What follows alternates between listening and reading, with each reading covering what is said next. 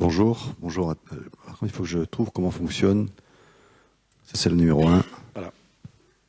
Voilà. Donc, bon, je vais peut-être, en quelques mots, dire qui nous sommes. Nous sommes le pôle Aerospace Valley qui œuvre sur Aquitaine et Midi-Pyrénées dans le domaine de l'aéronautique, du spatial et des systèmes embarqués, avec, comme beaucoup d'entre vous, 6 objectifs qui ont été fixés pour l'R3, dont un qui est important, qui est l'objectif de la diversification.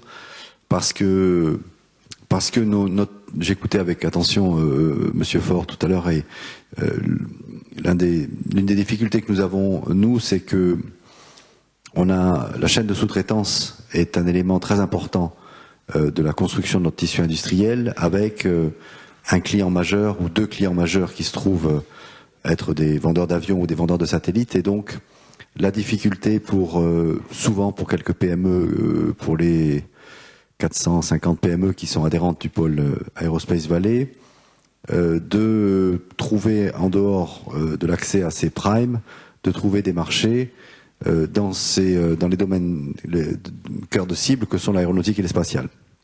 Donc tout ça pour dire qu'un des objectifs que nous avons, c'est la diversification, et nous avons mis en place des commissions marché diversification. On en a mis 4 en place.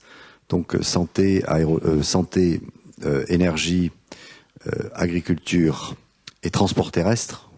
Donc, c'est quoi une commission de diversification? C'est quelque chose de précis, c'est un groupe de personnes qui sont nommées, qui sont référencées, et avec un animateur.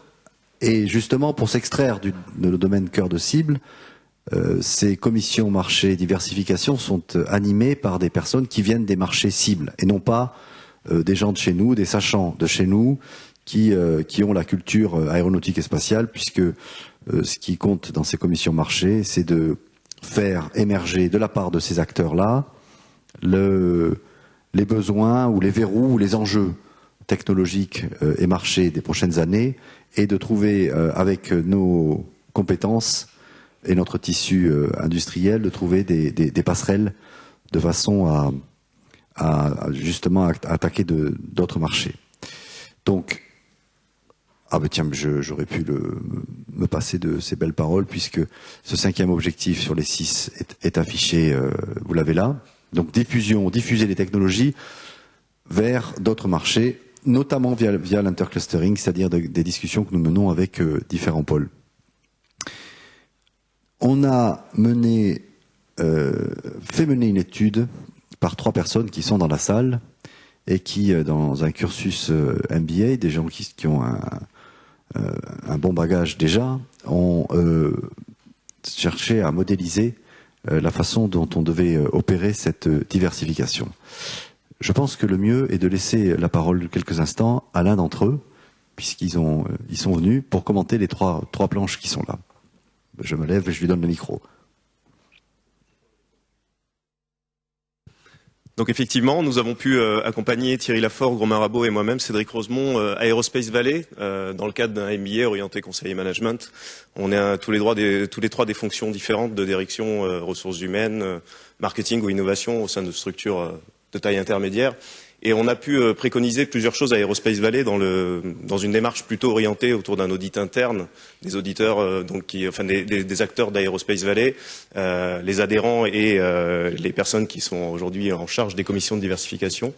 Le but, c'était d'arriver à ces préconisations dans lesquelles, effectivement, l'identification des synergies entre les marchés qui sont les marchés cibles de la diversification, et l'ensemble des adhérents devait être très rapidement identifié. Donc on a pour ça pour préconiser à Aerospace Valley la mise en place de meilleurs suivis de l'ensemble des compétences de leurs adhérents, meilleur suivi de l'ensemble des projets d'innovation pour identifier aussi, par le biais d'études de marché, des marchés cibles de diversification, la synergie entre les deux. Il faut savoir qu'on parle beaucoup de techno-push, de market pool, et aujourd'hui, on a forcément besoin d'identifier à quel moment le marché peut rencontrer l'idée. Et même si une idée a été mise à profit d'un marché qui est l'aéronautique et le spatial, et en espérant pouvoir en sortir un produit, eh bien, c'est parfois sur un autre marché que cette idée peut éventuellement mener à un produit. Donc la deuxième préconisation, c'était de stimuler ces acteurs, mais de manière très ciblée aussi, de stimuler les adhérents, de leur présenter justement les marchés et les barrières qui pouvaient être identifiées pour entrer sur ces marchés. Il faut savoir aujourd'hui qu'un acteur de l'aéronautique et du spatial n'a pas forcément connaissance et puis même des fois des appréhensions pour entrer dans le marché de la santé, en se disant que c'est un marché inaccessible avec des réglementations qui vont être une barrière forte pour se positionner. Et puis la dernière des préconisations qui a laissé aussi une roadmap de mise en place d'un accompagnement global, tant sur la partie marketing stratégique que la partie ressources humaines, réglementation, je le disais, était effectivement de pouvoir accompagner pleinement les adhérents ayant été stimulés.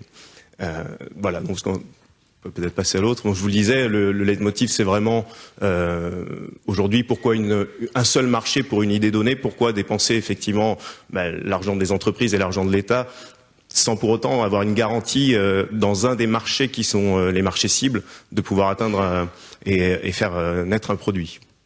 Donc on parle de time to market, de go to market en stratégie, mais on est vraiment dans ce contexte-là.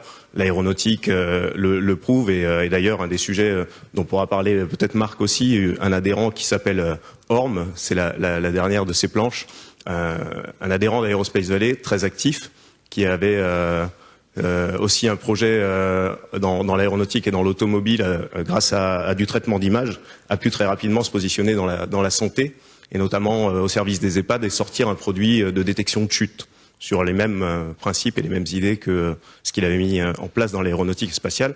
C'est souvent un produit qui peut amener aussi à peut-être générer un peu plus de valeur pour l'entreprise et puis lui permettre quand même après de se repositionner dans son marché de prédilection.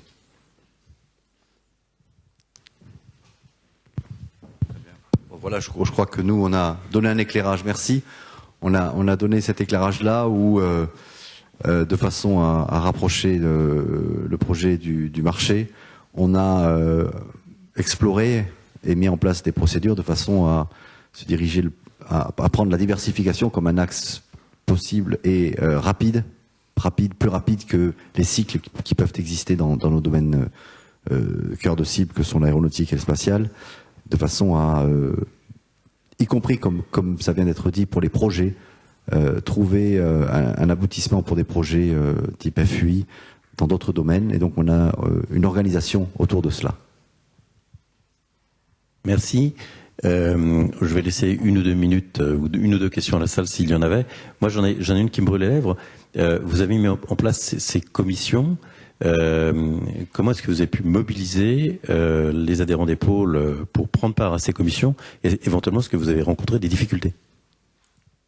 Non, absolument aucune. On a d'abord le premier temps, ça a été d'identifier, comme je l'ai dit, c'est essentiel que ces commissions marché ne soient pas drivées par des acteurs historiques du pôle, mais bien des gens des autres secteurs. Et ensuite, les PME qui sont souvent parfois multimarchés ont rapidement vu l'intérêt pour elles d'être présentes dans ces commissions marché. Donc c'est quelque chose qui se fait extrêmement naturellement. Mais après, est-ce que c'est déclinable pour l'ensemble des pôles de compétitivité en fonction des domaines dans lesquels ils sont?